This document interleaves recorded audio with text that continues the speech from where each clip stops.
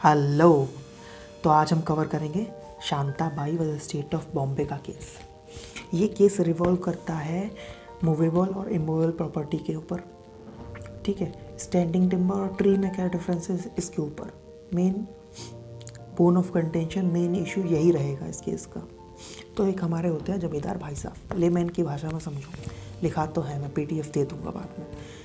एक हमारे होते हैं जमींदार भाई साहब, वो एक अनरजिस्टर्ड डीड को, जिसे वो लीज बोलते हैं, अपनी वाइफ के नाम कर देते हैं 12 साल के लिए। 12 साल की लीज पे अपनी वाइफ को दे देते हैं वो जगह, पेड़ काटने के लिए, कोई भी फ्यूल वुड, बैम्बू ट्री, ये सब के लिए।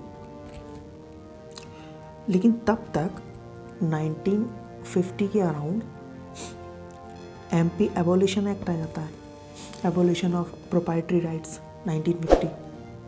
वो बहुत सारी जगह जाती हैं मैडम हमारी पिटिशनर, जमींदार की वाइफ, लेकिन कुछ नहीं होता। फाइनली वो रिट फाइल कर देती है। तो इशू ये है कि मेन इशूज ये रहेंगे, स्टैंडिंग टिम्बर और ट्री में क्या डिफरेंसेस हैं, और क्या स्टैंडिंग टिम्बर मूवेबल प्रॉपर्टी है या इमूवेबल प्रॉपर्टी है। इसमें कोर्ट बोलता है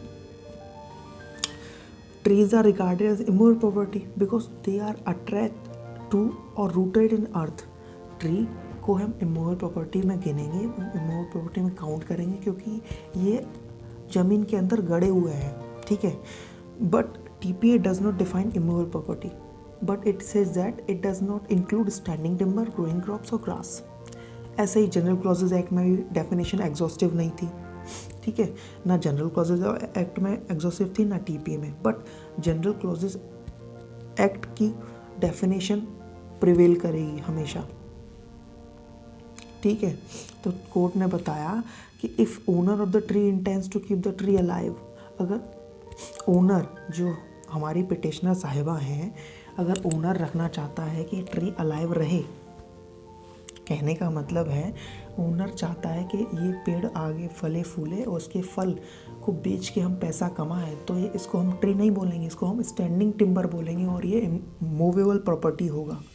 ठीक है, ट्री इमूवेबल प्रॉपर्टी जो ग्रो करी जा रहा है, हमें उससे कोई मतलब नहीं, काट नहीं रहे, हम अपने फ़ायदे के लिए कोई यूज़ नहीं कर रहे, उसे हम इमूवेबल प्रॉपर्टी बोलेंगे।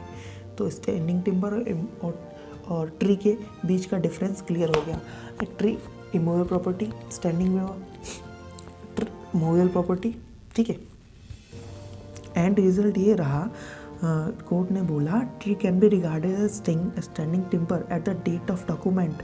ठीक है, बट डॉक्यूमेंट तो मैडम ने रजिस्टर्ड था ही नहीं। ठीक है, दूसरा ये बोला कि साइज़ और जो चौड़ाई, पेड़ की चौड़ाई भी मायने रखती है और इंटेंशन भी मायने रखती है, ये पता करने में कि ये मूवेबल प्रॉपर्टी है या मूवेबल प्रॉपर्टी है।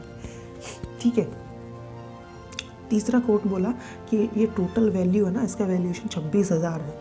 ठीक है, और 26,000 वैल्यूएशन होने के कारण इसको रजिस्ट्रेशन कराना ज़रूरी था, बट हमारी जो पिटिशनर है उन्होंने रजिस्ट्रेशन नहीं कराया था, अनरजिस्टर्ड डीड थी। ठीक है, तो petitioner has no right which she can enforce, और इस पिटिशन को डिसमिस कर दिया गया।